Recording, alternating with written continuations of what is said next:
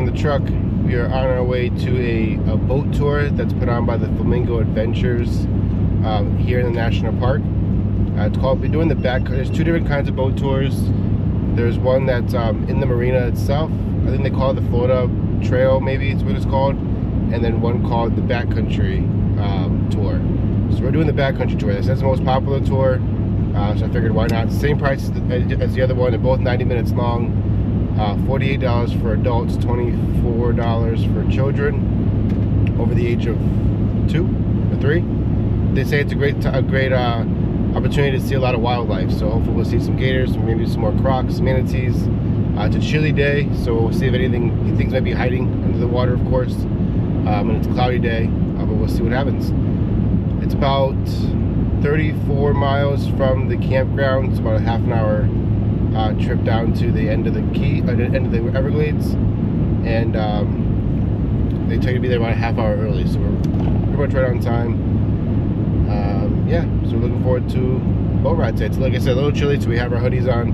We did bring our jackets too, because it is like a wet chilly. It's really a lot of, it's like almost like a mist happening outside, so it's definitely a raw 50 degrees outside today. And then an update on last night. We made it through our first night boondocking. So I have to show you guys later. Our camper doesn't show us your typical battery levels like it does in the, like on other campers we've had, where it says full, 2/3, a third, and empty.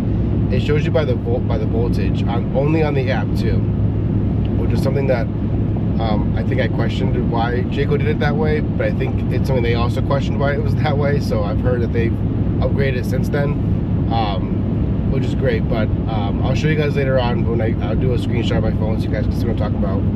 But it looks like we ran about 30% of our battery down, so not too much. And it's, like I said, it's cloudy today, so hopefully this will depend on recharges a little bit. If it doesn't, then we'll try to run the generator and see if we can recharge the batteries that way, because the generator is not a big one. It's only enough really to charge the battery. But I haven't run that since we left the house, so that could be interesting as well. But we'll see what it looks like when we get back home. But either way, the heat ran, the furnace ran, the fridge was still running, so everything was still running like it should, and the water pump was running as well. So night one of boondocking down. We did it. We did it. So yes, we'll see you guys when we get to Flamingo. Later.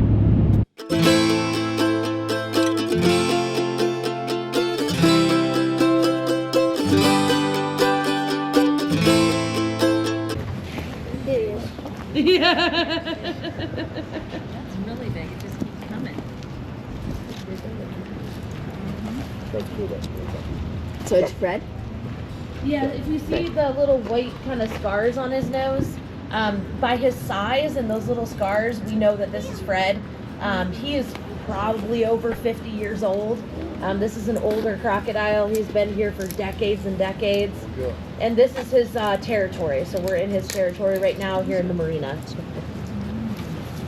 So is it most likely, a few days ago we saw one over there, is it most likely the same one? There's another really large one named Halfjaw. Oh. And it's if you look at their noses, Fred has the little white marks. Halfjaw has the little base of his jaw missing. Yeah. Is Halfjaw the one that ate the guy in the sailboat there a few months Yeah. ago? Yeah. They allegedly. This tree has been in National Geographic. It has been in Time magazine because it's just a beautiful example of a single red mangrove. There's no other trees around it. We can see right through to the back. You can see those individual trunks. That is just one tree. You've seen the Anhinga Trail at the north end of the park. This is the bird that trail was named after. This is a female Anhinga. So you can see the head, the neck, and the chest are tan. They're very light brown. The male we saw at the end of the canal, he had a black head, neck, and chest. So this is our female Anhinga. Now sometimes you'll see this bird with its wings wide open, kind of like a cormorant does, and that's when that bird is drying off.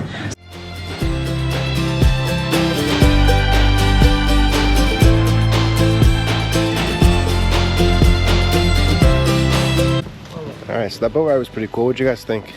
Yeah, it was really nice. It was awesome. Yeah. And Me and Mommy saw 2 crocodiles or alligators. 2 crocodiles. Crocodiles. Yeah, they saw crocodiles, which is really cool. I didn't get to see it. It was going by too fast, I guess. You got to see Fred. Yeah, so we get to see Fred. He was the one that we saw right in the marina before we got on the boat.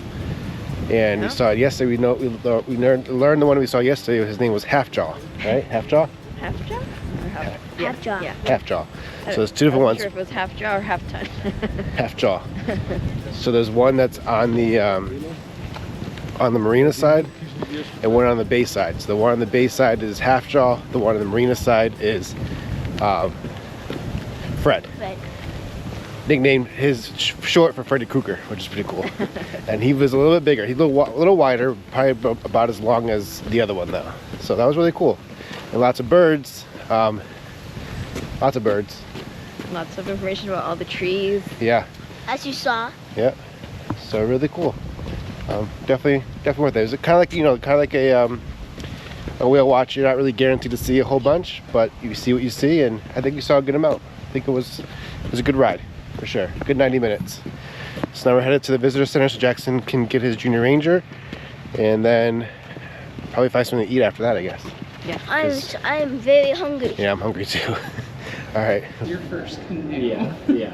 I have canoed like a bunch, but not like so. I was talking to my friend who he like guides canoes. Like, yeah, you know, like it's gonna be annoying doing it by yourself. But, like, by the end, you'll That's probably super be good nice. at it. Cool, bud. So, you ready to be sworn in? Can I have? Raise your right hand. 10 more? Okay, if I raise my right hand, it confuses them, so now I raise it after the fact. So, repeat after me. We won't practice. As a junior ranger, I, your name, promise to protect and preserve the plants, animals, and history of the Southern Florida National Parks, and to keep the air, water, and land.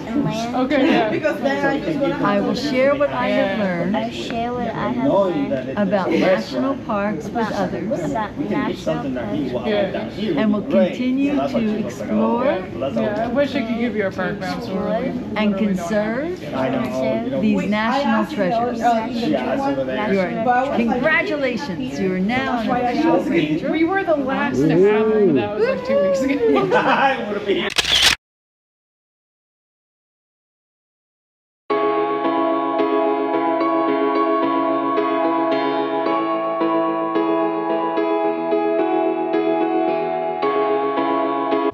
So as you guys saw, this is the Anhinga Trail, and we came on the show because on the boat ride this morning, they said that a couple of hikers had done this trail this morning and had seen 3 or 4 gators, and we got here and immediately saw a gator right outside, like where the restrooms are and everything too. Yeah, we haven't even started the hike Yeah, yet. the hike hasn't even started yet. We just see one right now. And we just saw one, and he's a good sized one too, but he's kind of swimming along the shoreline, Oh, that's what they were talking about on the boat ride too. which is really cool. So if you're looking for gators, Anhinga Trail, it's the first trail system you get to when you come through the main gate too. So I guess from so far, if you're gonna come here, stop here and see some gators. Yeah, and this is a popular one. There's a lot of people here. Yeah. Compared to a lot of the other ones that we have done. Very true. Probably because it's the first stop in the national park too.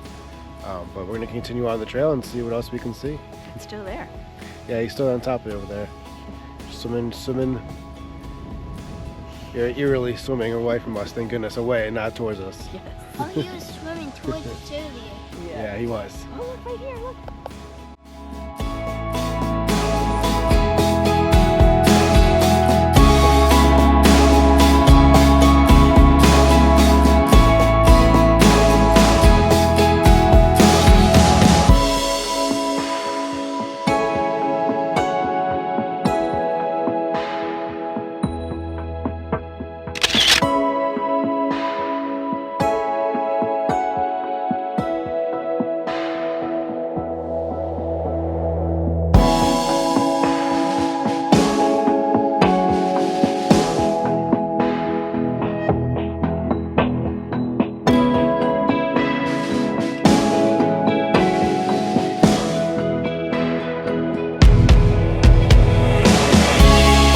This is the Gumbo Limbo Trail that we're on right now, It is 0.4 miles.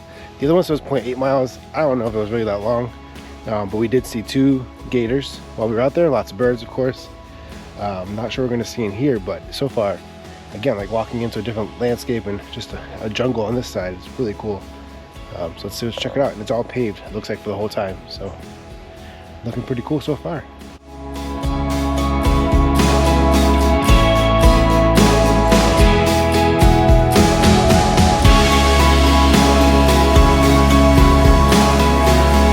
That is a gumbo limbo tree, which is what this trail is named after. We were just reading that gumbo limbos are hurricane survivors. So when they fall down or the branches crack, they quickly take a root again in the forest floor and continue growing. So it's pretty cool information.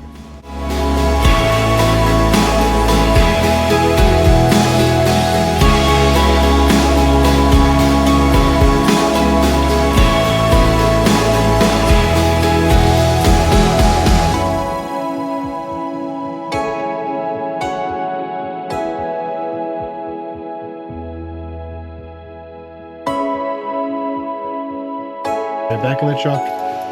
So those are 2 really good trails, the Anhiga Trail and the Gumbo Limbo Trail.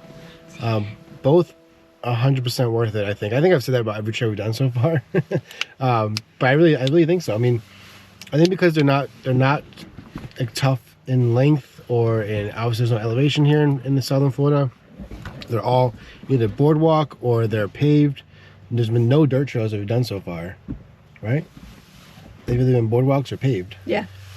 They're just, I mean, just worth it. I mean, half miles, 3/4 of a mile, 1/4 of a mile, some of them take you maybe 15-20 minutes to do each of them. You don't have to do them all in one day, but honestly, if you really wanted to do them all in one day, you probably could. You probably could get here like at 8 o'clock when they open and just get through every single hike that they offer here. Yeah, and every trail has something different to offer. They've all been beautiful, and none of them have been the same. It's every single time we go into a different trail, it's just like, whoa. It's like we stepped into a different, I don't know. It's a whole different world. The ecosystems here they're just pockets of different kind of ecosystems. It's really bizarre. Going from like a grassy plainland to these hammocks, they call them, that feel like you're in the middle of a jungle. And they call them hammocks, by the way. We found out on the boat tour. They're called hammocks after the Native American word hamaka. It was hamaka. Yeah, hamaka. Hamaka. Or something similar. Something very similar to that. Sorry if it's wrong. But it means higher ground. So there's, if you look at the Everglades, they're flat grasslands or wetlands, and then you'll see these little rises of elevation. Those are pockets, almost like islands of risen land. Those are called hammocks because they're a little bit higher than the rest of the land, and they're usually drier than obviously the wetlands that are below it. So, so these little hammocks are where they have a lot of these little trails, and they're really well maintained, and they don't need to be marked because they're all, there's just either a concrete path or a boardwalk. But like I said, I think worth to do all of them if you can. Yeah, it's beautiful. Yeah, it brings you to a whole different world, each and every one of them. And you learn something new on the trail. Every time you walk a trail, you see the signs, you read some of it, and you learn something new. It's really cool. Mm-hmm. So it's been a great experience. It has. So this is our first nature national park, and I say it like that because we did Gettysburg, but Gettysburg is about the history, the Battle of Gettysburg. So it's not about what the ecosystem and all of that, whereas this is all about the ecosystem and what you're seeing as far as animals and flora and fauna throughout the national park, the history of like the hurricanes coming through and the regrowth that happens after hurricanes, and how hurricanes can be beneficial to some of the environment here. And just how strong some of the trees are. Yeah, and resilient. Yeah. Exactly. So this is really a really cool experience, and I can't wait to see some of the rest of the national parks that we're going to do throughout the summer. So make sure you stay tuned because we have plans to do every single national park on the East Coast. So Shenandoah, New River Gorge, Smoky Mountains, and if I miss something, we'll do those too. So every single one of them we're going to do. So stay tuned, keep watching YouTube and see when we do those during the summer. Summer for us, probably late summer, early fall for you guys. But that probably ends wraps up our time here at Everglades. We're gonna go back to the camper now, do a little bit of schoolwork, and then we're gonna get on the road tomorrow and head to a new spot in southern Florida, in Arcadia, Florida. We'll be for about 30 days to kind of ride out the rest of the winter. So we'll see you guys tomorrow when we get on the road. See ya.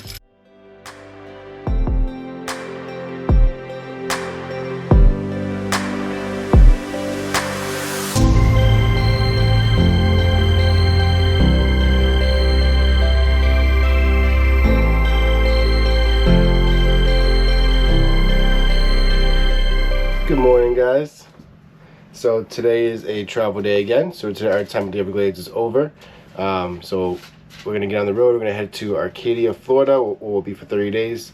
But I just want to give you guys an update on how we did overnight last night. So our battery did run out to the point where the fridge wouldn't turn on and the heat would not turn on. So it got pretty chilly in here last night, but as soon as 8 o'clock came around, I did turn on the generator to get the camera warmed up again, fridge turned back on and everything too. So I didn't show it. I'll bring you guys outside in a second. I'll show you what we have for a generator. It's an 1100 watt Honda inverter.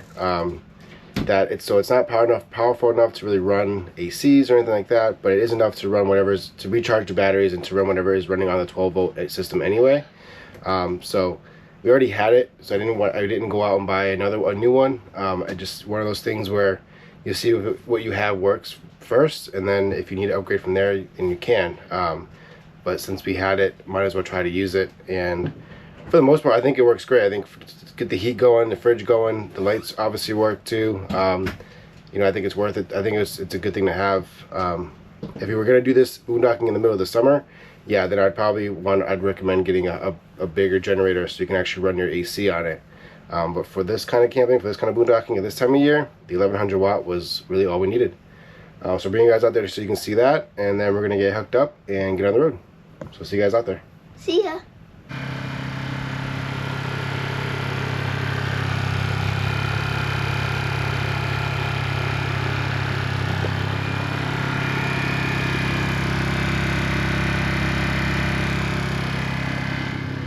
So I lied, it's actually a 1000 watt Honda generator. But it works and it's quiet, which I like that too. Like I said, it's just enough to keep the batteries charged and to keep whatever's running on the battery going. So like I said, for this time of year, we're not trying to run the AC. It works just fine. Like I said, I already had it. So if you're getting into the RV life or you're thinking about doing it, you know, if you already have equipment, just see if that works for you first. Don't go out and spend thousands of dollars on new equipment when what you have might be efficient enough to get you by for at least a little while until you need to upgrade at that point, you know. So yeah, so let's get hooked up. Let's get out of here.